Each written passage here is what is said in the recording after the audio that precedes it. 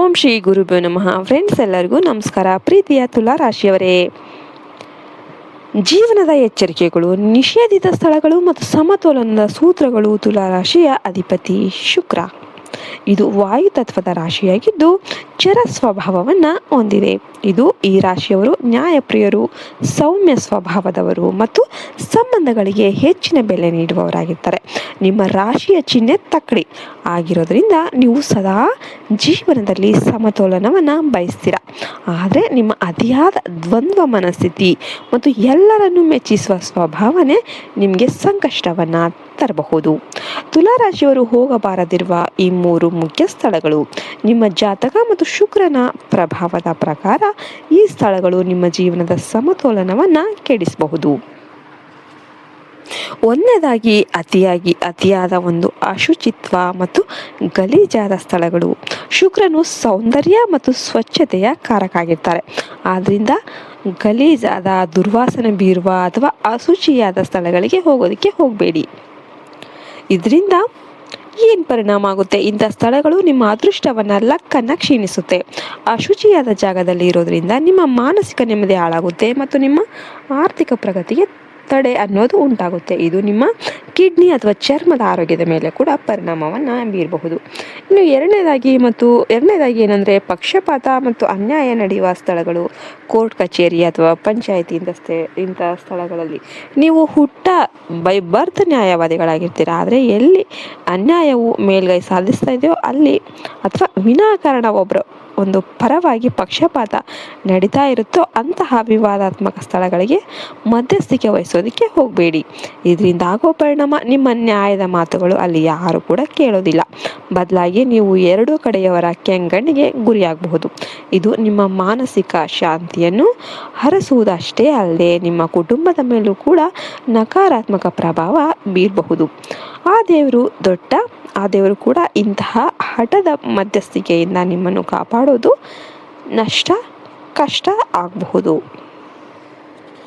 ಇನ್ನು ಮೂರನೇದಾಗಿ ಹೇಳೋದಾದರೆ, ಎಲ್ಲಿ ಮಾದಕ ವಸ್ತುಗಳು ಅಥವಾ ಅಧರ್ಮದ ಹಾದಿ ಇರುವ ಸ್ಥಳಗಳು ಏನಿರುತ್ತೆ, ಐಷಾರಾಮಿ ಜೀವನದ ಆಸೆಗೆ ಬಿದ್ದು ಅನೈತಿಕ ಚಟುವಟಿಕೆಗಳು ಅಥವಾ ಅಧರ್ಮದ ಹಾದಿಯಲ್ಲಿ ನಡೆಯುವ ಗುಂಪುಗಳಿರುವ ಒಂದು ಸ್ಥಳಗಳಿಗೆ ಭೇಟಿ ಮಾಡೋದಕ್ಕೆ ಖಂಡಿತವಾಗ್ಲೂ ಹೋಗೋದಕ್ಕೆ ಹೋಗಬೇಡಿ. ಇದರಿಂದ ತುಲಾರಾಶಿಯವರು ಬೇಗನೆ ಆಕರ್ಷಣೆಗೆ ಒಳಗಾಗ್ತಾರೆ. ಇಂತಹ ಸ್ಥಳಗಳಲ್ಲಿ ಸಿಲುಕಿಕೊಂಡ್ರೆ ನಿಮ್ಮ ದಶಕಗಳ ಕಾಲದ ಗೌರವ ಒಂದೇ ಕ್ಷಣದಲ್ಲಿ ಮಣ್ಣು ಪಾಲಾಗಬಹುದು. ನಿಮ್ಮ ಪ್ರತಿಷ್ಠೆ ಮತ್ತು ನಿಮ್ಮ ಸಂಗಾತಿಯೊಂದಿಗಿನ ಸಂಬಂಧ ಸಂಪೂರ್ಣವಾಗಿ ನಾಶವಾಗುವ ಅಪಾಯ ಇರುತ್ತೆ. ತುಲಾರಾಶಿಯವರ ಮೇಲೆ ದೃಷ್ಟಿದೋಷ. ತುಲಾರಾಶಿಯವರ ಆಕರ್ಷಕ ವ್ಯಕ್ತಿತ್ವ, ಒಳ್ಳೆಯ ಬಟ್ಟೆ ಮತ್ತು ಸುಖದ ಜೀವನವೇ ಇತರರ ಅಸೂಯೆಗೆ ಕಾರಣವಾಗುತ್ತೆ. ನಿಮ್ಮ ಮೇಲೆ ದೃಷ್ಟಿ ಬಿದ್ದಾಗ ಈ ಲಕ್ಷಣಗಳು ಕಾಣಿಸಿಕೊಳ್ಳುತ್ತೆ. ನಿರ್ಧಾರ ತೆಗೆದುಕೊಳ್ಳುವಲ್ಲಿ ಗೊಂದಲ, ಸಣ್ಣ ವಿಷಯಕ್ಕೂ 10 ಬಾರಿ ಯೋಚಿಸುವುದು ಮತ್ತು ಯಾವುದನ್ನು ಅಂತಿಮಗೊಳಿಸಲು ಸಾಧ್ಯವಾಗದೆ ಪರದಾಡೋದು. ಸಂಗಾತಿಯೊಂದಿಗೆ ಕಲಹ, ಕಾರಣ ಇಲ್ಲದೇ ಪತಿ ಪತ್ನಿಯ ನಡುವೆ ಅಸಮಾಧಾನ ಮೂಡೋದು ಮತ್ತು ಪ್ರೀತಿ ಕಡಿಮೆ ಆಗೋದು, ದೈಹಿಕ ಆಕರ್ಷಣೆ ಕುಂದಿಸೋದು, ಮುಖದ ಕಳೆ ಕಡಿಮೆ ಆಗೋದು ಮತ್ತು ಕಣ್ಣಿನ ಸುತ್ತ ಕಪ್ಪು ವರ್ತಲುಗಳು ಮೂಡೋದು, ಇವೆಲ್ಲ ಕೂಡ ನರದೃಷ್ಟಿಯ ಪ್ರಮುಖ ಲಕ್ಷಣ ಆಗಿರುತ್ತೆ. ಇದಕ್ಕೆಲ್ಲ ಪರಿಹಾರ ಏನು? ಮಹಾಲಕ್ಷ್ಮಿ ಅಥವಾ ದುರ್ಗಾ ಆರಾಧನೆ ಮಾಡಿ. ಪ್ರತಿ ಶುಕ್ರವಾರ ಲಕ್ಷ್ಮೀ ದೇವಿಗೆ ಬಿಳಿ ಹೂಗಳನ್ನು ಅರ್ಪಿಸಿ ಮತ್ತು ಲಕ್ಷ್ಮಿ ಅಷ್ಟೋತ್ತರವನ್ನು ಪಠನೆ ಮಾಡಿ. ಇದು ನಿಮ್ಮ ಸಂಪತ್ತನ್ನು ರಕ್ಷಿಸುತ್ತೆ. ಸುಗಂಧ ದ್ರವ್ಯಗಳ ಬಳಕೆ ಮಾಡಿ. ಸದಾ ಶುಭ್ರವಾದ ಬಟ್ಟೆಯನ್ನು ಧರಿಸಿ. ಮಲ್ಲಿಗೆ ಅಥವಾ ಚಂದನದ ಸುಗಂಧವನ್ನು ಬಳಸಿ. ಇದು ಶುಕ್ರನನ್ನು ಪ್ರಸನ್ನಗೊಳಿಸುತ್ತೆ ಮತ್ತು ನಕಾರಾತ್ಮಕತೆಯನ್ನು ದೂರವಿರಿಸುತ್ತೆ. ಇನ್ನು ಬಡವರಿಗೆ ಅಥವಾ ಅಗತ್ಯವಿರೋರಿಗೆ ಮೊಸರು, ಅಕ್ಕಿ ಅಥವಾ ಸಕ್ಕರೆಯನ್ನು ಶುಕ್ರವಾರ ದಾನ ಮಾಡಿ. ದೃಷ್ಟಿ ಪರಿಹಾರಕ್ಕೆ ವಾರಕ್ಕೊಮ್ಮೆ ಎಳ್ಳೆಣ್ಣೆಯ ದೀಪವನ್ನು ಹೊಸ್ತಿಲಲ್ಲಿ ಹಚ್ಚಿ ಅಥವಾ ಕಲ್ಲಿನಿಂದ ದೃಷ್ಟಿ ತೆಗೆದು ಹರಿಯುವ ನೀರಿಗೆ ಬಿಟ್ಬಿಡಿ. ಸಮತೋಲನ ಜೀವನದಲ್ಲಿ ಅತಿಯಾದ ಯಾವುದು ಕೂಡ ಜಾಸ್ತಿ ಮಾಡೋದಕ್ಕೆ ಹೋಗಬೇಡಿ. ಆಹಾರ ಇರಲಿ ಅಥವಾ ಖರ್ಚಿರಲಿ, ಹಿತಮಿತ ಇರೋದು ನಿಮ್ಮ ಯಶಸ್ಸಿನ ಗುಟ್ಟಾಗಿರುತ್ತೆ. ತುಲಾರಾಶಿಯವರು ತಮ್ಮ ಸೌಮ್ಯ ಸ್ವಭಾವದಿಂದ ಜಗತ್ತನ್ನೇ ಗೆಲ್ಲಬಲ್ಲುವ ಒಂದು ವೀರಶೂರರಾಗಿರ್ತಾರೆ. ನಿಮ್ಮ ದ್ವಂದ್ವ ಮನಸ್ಥಿತಿ ಏನಿದೆ ಅದನ್ನು ಬಿಟ್ಬಿಡಿ. ಅನ್ಯಾಯದ ಸ್ಥಳಗಳಿಂದ ದೂರ ಇದ್ದರೆ ಸೌಭಾಗ್ಯ ಅನ್ನೋದು ನಿಮ್ಮದಾಗುತ್ತೆ. ನಿಮ್ಮ ಸುಖದ ಬದುಕನ್ನು ಕಾಪಾಡಿಕೊಳ್ಳೋದು ನಿಮ್ಮ ಕೈಯಲ್ಲೇ ಇರುತ್ತೆ. ನೀವು ಆದಷ್ಟು ನರದೃಷ್ಟಿಯಿಂದ ದೂರ ಇರಿ, ಅದಕ್ಕೆ ಪರಿಹಾರ ಮಾಡ್ಕೊಳ್ಳಿ.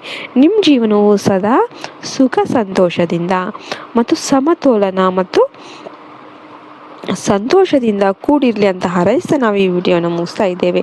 ವಿಡಿಯೋ ನಿಮಗೆಲ್ಲ ಇಷ್ಟ ಆಯ್ತು ಅಂತ ನಾನು ಭಾವಿಸ್ತೇನೆ. ಇಷ್ಟ ಆದರೆ ದಯವಿಟ್ಟು ಒಂದು ಲೈಕ್ ಕೊಟ್ಟು ಜೈ ಶ್ರೀರಾಮ್ ಅಂತ ಕಮೆಂಟ್ ಮಾಡೋದನ್ನ ಮರಿಬೇಡಿ. ಜೈ ಹಿಂದ್, ಜೈ ಭಾರತ್ ಮಾತೆ, ಹರಿ ಓಂ ತತ್ಸತ್, ಸರ್ವೇ ಜನೋ ಸುಖಿನೋ ಭವಂತು.